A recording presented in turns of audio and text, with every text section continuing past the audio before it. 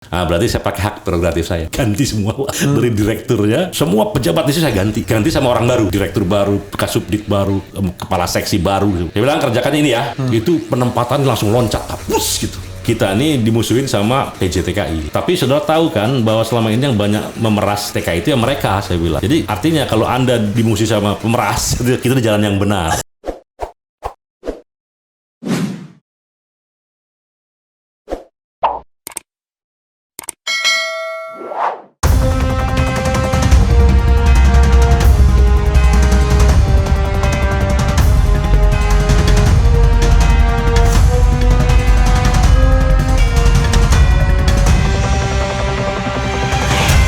Tapi kan kalau saya keluar negeri, itu kan ada usaha bisa uang saku, lain lagi dengan representasi, nah, itu ribuan dolar juga. Enggak, artinya kalau misalnya round berapa per bulannya kalau bisa mungkin 50 juta, 60 juta dapat lah.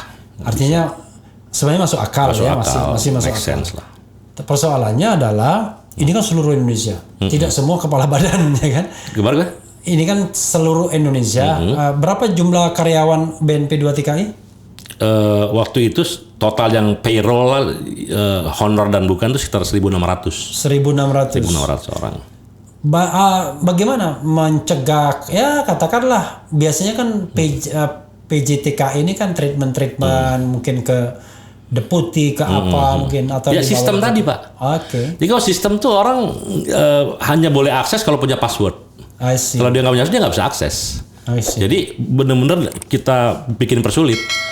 Dan ya PJTKI yang bagus, dia suka dengan sistem ini. Karena dia menganggap kami, jadi lucu Pak.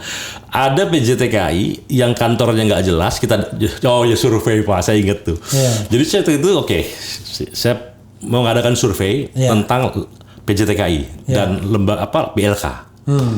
Saya waktu itu kan tahu lah bahwa kalau kita nyuruh pegawai takutnya kong-kali-kong kan berpuluh tahun gitu. BLK itu Balai Latihan Kerja yang dimiliki PJTKI. Akhirnya saya saya undang aktivis, mantan aktivis mahasiswa, saya bilang saya mau survei. Saya pengen objektif. Tugasnya gampang.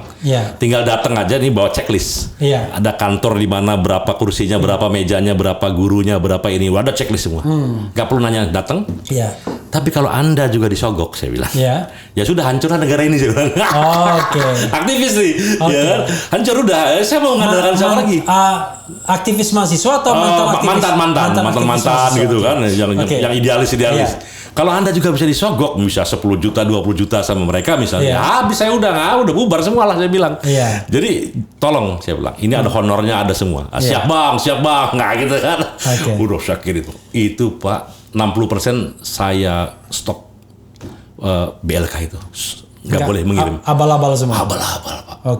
Jadi ada PJTKI punya BLK menempatkan di data kita puluhan ribu. Nggak ada tempat ruangannya, nggak ada ininya. Kok bisa, saya bilang. Kecuali artinya dia mengatakan puluhan ribu sudah melatih puluhan ribu. Iya dong. Kecuali sekarang zoom semua ya kan. Kalau dulu kan nggak tahu. Dulu itu Pak normanya ada berapa tempat tidur, ada berapa ini, ada semua ada komplit norma. Nah itu norma itu kan dilanggar semua. Nah itu saya suruh, akhirnya saya benahi, marah lagi mereka ke saya gitu kan. Jadi saya itu ada 5 asosiasi perusahaan PJTKI, semuanya marah sama saya. Saya bilang sama di kantor, kita ini dimusuhin sama PJTKI. Tapi saudara tahu kan bahwa selama ini yang banyak memeras TKI itu ya mereka, saya bilang. Jadi artinya kalau Anda dimusuhi sama pemeras, kita di jalan yang benar. Jalan terus. Saya segampang itu kan itu. Ya maksudnya walaupun tidak semua PJTKI, tapi banyak yang seperti itulah gitu. Jadi akhirnya kita lawan terus dan akhirnya mereka ikut. Mereka ikut dan mereka bilang, ini ternyata benar gitu. Aduh Pak, itu soal pemeriksaan kesehatan sama juga begitu. Sampai ada orang di kantor saya pergi ke Malaysia, dikasih lihat Depkesnya Malaysia. Bu, meriksa kesehatan gimana ya di sana gitu. Kenapa ini dulu? Ini orang yang bawa ronsen. Terus kita ronsen lagi. Kok beda ya? Ini paru-paru siapa gitu. Tapi kayak gitu coba Pak. Jadi kita malu gitu. Ayo saya benahin semua dengan Depkes ya tentu. Kerja sama Depkes ya kita rapihin lah. Ya, alhamdulillah. Gitu. Ya bisa lah. Ya mudah-mudahan itu. Nah itu amal baiknya di mudah-mudahan dicatat oleh Yang Maha Kuasa ya kan begitu ya. Ada lagi yang ini Pak, yang menarik tuh itu yang trafficking. Jadi menurut saya human trafficking itu sangat terkait dengan juga bagaimana negara hadir. Kalau ada orang jualan orang, ya, terus kita diemin, ya kita kan terlibat sebetulnya. Apalagi itu di bawah kita gitu. Oh iya, di hukum itu begitu. Kalau Anda tahu kejahatan dan Anda diam saja, Anda terlibat. Nah, saya pernah kejadian tuh. Jadi saya waktu itu sidak. Sidak ke tempat pemulangan TKI. Sederhana sekali, saya banyak nemuin di lapangan gitu. Saya sidak, saya mau kemana gitu kan. Saya mau pulang Pak gitu. Dia orang baru pulang nih pemulangan TKI. Oh iya, pulang ke daerah mana? Mungkin Indramayu atau Cianjur gitu pikiran saya kan. Terus mukanya merengut gitu. Iya Pak, saya ini mau pulang ke rumah. Tapi saya harus dipaksa ke PT. PT itu maksudnya PJTKI. Saya kan kaget dulu kok dipaksa orang gitu loh. Kan nggak boleh dong. Kan harusnya ke rumah. Iya Pak, tapi saya dipaksa ke PT. Oh gitulah, langsung curhat ketemu saya kan. Saya panggil anak buah saya kan. Gue bilang di kantor gue masa ada orang dipaksa-paksa gini, gue bilang. Itu protap Pak. Protap apa? Dikasih pasal-pasalnya. Oh, bahwa TKI bermasalah dikembalikan ke PT. Nah dari situ Pak di recycling. Ke negara lain dipaksa. Ya, dan dia dapat duit lagi. Dan dia mau. Dipaksa Pak. Jadi kan saya bilang kalau dipemaksaan kan nggak boleh. Itu trafficking dong gitu. Dia maunya pulang tapi dipaksa. Nah udah. Pasalnya begitu. Mulai hari ini berubah, saya bilang gitu ke anak bos saya. Gimana Pak? TKI bermasalah yang pulang, balikin ke emaknya gue bilang. Jadi atas biaya negara saya bilang. Atau gimana caranya? Pokoknya sampai ke rumah saya bilang. Jangan ke rumah orang tuanya. Nah setelah itu dia mau daftar lagi silahkan. Itu urusan lain saya bilang. Pokoknya selesai tugas kita sampai. Selesai. Karena dia nggak boleh dipaksa. Nah akhirnya itu ternyata itu Pak. Waduh, itu marah orang sama saya tuh Pak PJTKI itu. Karena itu sehari bisa sampai 200 Pak. Yang bermasalah. 150 sampai 200 orang. Dari 2.000 yang berangkat. Kira-kira 10% lah. Itu karena dilatihnya nggak bener. Saya bilang tadi itu. Jadi mereka dipulangin kan. Nah, 200 orang. Nah, dari itu dia di recycling, dia dapat lagi sekian ribu dolar kan. Dari Qatar atau dari mana. Duit lagi. Tapi orang dipaksa berangkat. Nah, itu kan perdagangan orang. Yang kita tahu gitu. Terus saya hajar, nggak boleh. Ya sudah. Akhirnya sekarang waktu zaman saya nggak tahu lagi sekarang, nggak ikuti, mereka udah terpulang. Jadi itu menurut saya itu human trafficking dan saya alhamdulillah bisa lah mencegah itu gitu dengan peraturan. Gitu. Sekarang gimana ya volume drop Pak? Drop jauh ya? Nggak ada penumpang, nggak mau terima. Oh iya karena kita COVID kan nggak bisa lagi ya. Aktivitas pasti nggak jalan. Nggak jalan. Yang di sana nggak bisa pulang, yang ini nggak bisa berangkat. Tapi memang menarik lah. Tapi intinya gini ya, birokrasi itu ya memang tergantung pimpinan. Saya percaya mereka tuh kan menjalankan kebijakan pimpinan. Jadi dia ikut aja gitu. Walaupun ada yang nakal kadang-kadang iya juga karena ada duitnya banyak gitu. Nah, saya juga pernah tuh kayak gitu Pak. Jadi ada satu direktorat gitu. Satu direktorat. Saya kan orang komplain, orang pergi ke Korea itu kan memang Korea paling menarik kan itu kan. Kok susah gitu. Apa namanya ternyata jadi orang dites udah gitu hasil tesnya yang lulus di submit ke Korea. Nah, di Korea kemudian direkrut satu-satu lah mereka. Nah ternyata untuk mengupload ke komputer tuh lama prosesnya. Dari sekian belas ribu yang lulus pelan sekali gitu. Saya bilang itu apa susahnya sih nggak upload kayak gitu supaya cepat, semakin banyak diupload semakin cepat direkrut dong. Saya bilang. Coba deh kalau nggak ada orang kamu lembur lah, suruh orang lembur, apa sih susahnya gitu. Saya tungguin, nggak juga, tetap lambat, ada komplain. Ya, terus saya di luar Pak itu ternyata bayar Pak, upload tuh bayar sampai 5 juta, upload ke komputer itu bayar bisa sampai 5 juta. Ya kan saya sengaja saya diemin dulu, karena nggak ada bukti kan. Saya bilang oke, gini, kalau nggak bisa lembur, panggil perusahaan anak mahasiswa atau apa, outsourcing, suruh upload. 11.000 data apa sih susahnya ngupload kayak gitu, ketik. Bayar satu data 3.000 perak, 5.000 perak. Kalau ada 10.000, 50 juta cuman saya bilang gitu. Duit kita cukup banget untuk bayar gitu. Ya ternyata nggak bisa juga, nggak dikerjain juga. Artinya tetap lambat juga. Nah ini hanya jarak beberapa minggu lah. Nah berarti saya pakai hak prerogatif saya ganti semua dari direkturnya, semua pejabat di situ saya ganti, ganti sama orang baru, direktur baru, kasubdit baru, kepala seksi baru.